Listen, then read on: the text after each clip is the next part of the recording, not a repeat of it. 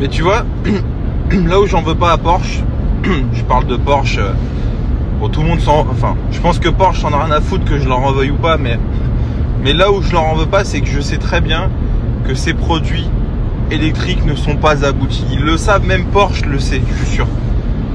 Là où je leur en veux un peu, mais en même temps c'est une entreprise. Ils peuvent pas dire à leurs clients n'achetez pas nos voitures. Donc faut pas non plus raconter de la merde. Mais là où je leur en veux pas, c'est qu'ils ont sorti ces voitures parce que on leur a un peu imposé.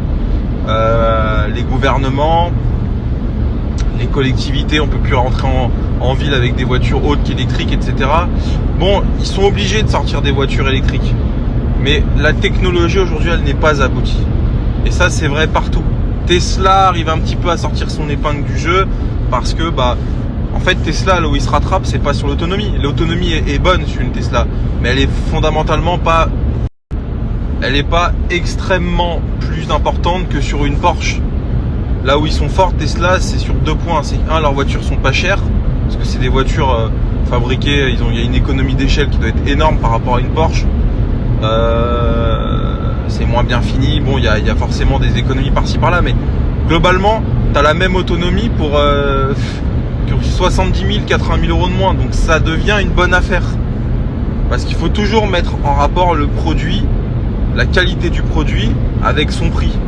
Une Porsche à 100 000 euros qui fait 300 km d'autonomie, ce n'est pas une bonne affaire, c'est une escroquerie. Et une Tesla à 30 000 euros, tu prends une modèle 3, une modèle Y standard de base, ça doit faire 350, 400 km comme un Macan, mais ça vaut 40 000 euros. Là c'est intéressant. Voilà, c'est tout, c'est aussi simple que ça. Et je pense que si tu veux, il est là le problème, le placement tarifaire de ces voitures Porsche ne sont pas bonnes.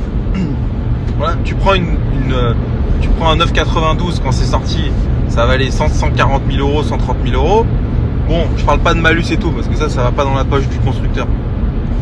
Là, oui, là c'est intéressant. C'est une caisse qui est aboutie, c'est une voiture de sport, c'est un Macan à 100 000 points, à 100 000 euros. Non, là ça va pas. Donc il y a un problème. Mais c'est presque pas de la faute de Porsche, dans le sens où ils peuvent pas vendre un Macan à ce prix-là, 50 000 euros pour concurrencer Tesla. La concurrence, c'est pas Tesla pour Porsche. Néanmoins, voilà, il faut le dire, la voiture, elle est pas, en termes d'autonomie, elle n'est pas aboutie. Donc voilà. Et tu vois là où j'en veux, ce sera la conclusion de cette story. Mais s'il y a des journalistes auto qui me suivent, j'aimerais comprendre quand même, quand tu mets turbo le matin, automoto, on regarde tous, c'est un peu le rendez-vous du dimanche. T'es sous ton plaid dans ton canapé, automoto, turbo, c'est comme ça. Je pense qu'il y en a beaucoup qui font ça. Pourquoi vous, au lieu de tester les voitures, d'être monotone, d'être mou comme des larves, à essayer les voitures et à ne pas dire les choses franchement? Pourquoi vous dites pas, pourquoi vous n'avez pas le même discours que moi? On n'est pas dans la politique là.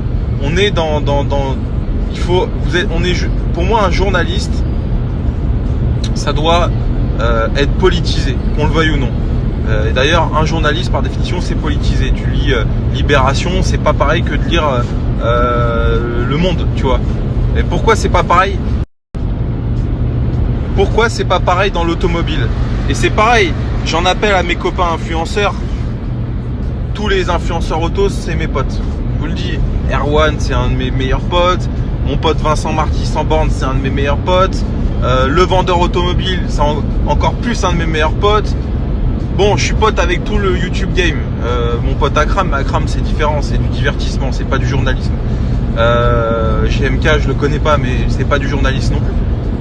Bon, pourquoi, au bout d'un moment, vous dites pas l'électrique c'est de la merde? Moi je trouve, et je vais peut-être me mettre à dos certains de mes meilleurs potes, mais je pense, et c'est une forme de prostitution. Mes mots sont durs, mais les mots ont un sens, et ce que je dis, je le pense. C'est que les constructeurs tiennent par les couilles les journalistes, classiques, papier, télé, qu'on connaît tous, et les journalistes nouvelle génération que sont les influenceurs, youtubeurs, tiktokers, tout ce que tu veux. Bon, ces gens-là, les constructeurs, ils les tiennent par les couilles parce qu'ils savent que s'ils ont un discours trop franc comme le mien, ils vont se voir refuser des prêts de véhicules, ils vont se voir refuser des événements genre lancement de la nouvelle Porsche Macan à Marbella, tout frais payé, machin. Bon bah, on va pas se mentir, moi à l'époque, il y a quelques années, j'ai fait des trucs comme ça. J'étais invité par les constructeurs, Toyota à Valence pour essayer la nouvelle GR86, circuit, hôtel 5 étoiles, le top. Payé en plus, j'ai pris 2500 ou 3000 euros. C'est extraordinaire, c'est un métier, hein, qu'on le veuille ou non. Mais je refuse d'être une salope pour un événement à Marbella pour le lancement de la nouvelle GR86, qui en plus est une bonne question. Et tu vois, le problème il est là. Le vrai problème il est là. Parce que si, mais c'est ça, c'est dans le monde entier je pense, hein, si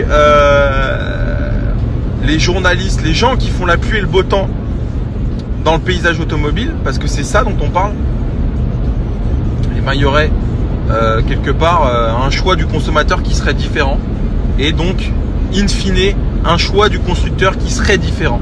C'est comme ça que ça marche, je pense. Voilà.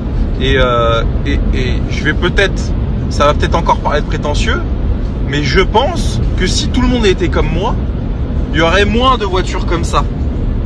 C'est évident.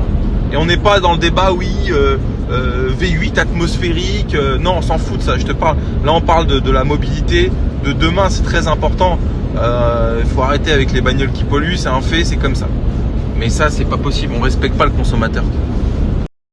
Si tout le monde, comme moi, tapait du poing sur la table sur les révisions à 4000 € chez Porsche, les centres Porsche se comporteraient de la meilleure façon. Eux et les autres, hein, attention, voilà. D'ailleurs, hier, tu vois, j'ai été envoyer une Golf 8 là, en révision chez Volkswagen aux Ulysses. Extrêmement bien reçu, révision à 300 €. Le mec très pro, tout nickel. Tu vois, il faut le dire quand c'est bien. Je trouve que chez Volkswagen, en tout cas là aux Ulysses, on n'est pas pris pour des cons. Bon, voilà. Bon, enfin bref.